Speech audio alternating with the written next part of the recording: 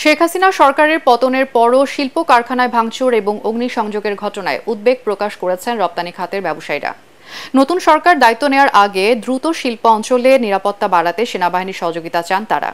রাজধানীতে আয়োজিত এক সংবাদ সম্মেলনে ব্যবসায়ীরা বলেন, কোনো অবস্থাতেই রপ্তানিকে ক্ষতিগ্রস্ত করা যাবে না। আরও জানাচ্ছেন শারফুল আলম। সরকার পতনের পর থেকেই দেশ জুড়ে চলছে সহিংসতা, ধ্বংসযজ্ঞ। সংসদ ভবন থেকে শুরু করে পাড়া মহল্লার কারখানা কোনো কিছুই বাদ যায়নি। দেশের রপ্তানিমুখী শিল্পের কারখানা সবচেয়ে বেশি ক্ষতিগ্রস্ত হয়েছে বলে দাবি জানিয়ে ব্যবসায়ীরা বলছেন, এভাবে দেশ চলতে পারে না। বৈষম্য বিরোধী ছাত্র আন্দোলনকে সমর্থন জানিয়ে তারা বলেন, যে কোনো মূল্যে রপ্তানি খাতকে সবচেয়ে বেশি নিরাপত্তা দিতে হবে। কারখানা ধ্বংস করে দেশ সামনের দিকে এগিয়ে যেতে পারবে না বলেও জানান তারা। আজকে পুরা এলাকায় সমস্ত কারখানা বন্ধ, কারণ কেউ সাহস পাচ্ছে না কারখানা।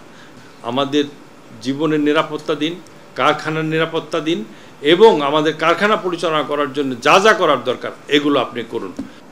কিন্তু একটা থানা পুড়িয়ে দিয়ে, একটা সরকারি অফিস পুড়িয়ে দিয়ে, কালকে তো একটা নতুন সরকার আসবে, যেই আসুক, পুলিশ, বিএনপি আসুক, আওয়ামী লীগ আসুক, জামাত আসুক, কেউ, তখন এটা কার কি করে তারা করবে, কি করে রাষ্ট্র পরিচালনা করবে? তো এগুলো আমাদেরকে সবাইকে বুঝতে হবে। তৈরি পোশাক খাতে 30% রপ্তানি আদেশ কমে গেছে এসব সহিংসতায়।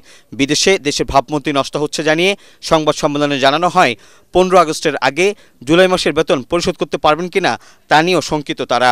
যেহেতু কিছু কিছু দুষ্কৃতকারী এই জিনিসটাকে নষ্ট করার জন্য, নস্যাৎ করার জন্য তারা চেষ্টা করতেছে যাতে করে অন্যদিকে এটা ডাইভার্টেড হয়ে যায়। Private sector is equally concerned like anyone in the country, যে তারা মানে এই ধ্বংসযজ্ঞ আর দেখতে চায় না। চলমান সহিংসতায় আবারও মূল্যস্ফীতি বাড়বে জানিয়ে ব্যবসায়ীরা বলছেন, দ্রুত রাজনৈতিক সমস্যার সমাধান দিতে হবে। অন্তর্বর্তীকালীন সরকারের প্রধান হিসাবে ডক্টর ইউনূসের প্রতি তাদের সমর্থনের কথাও জানান ব্যবসায়ী নেতারা। শারফুল আলম, এটিএন বাংলা, ঢাকা।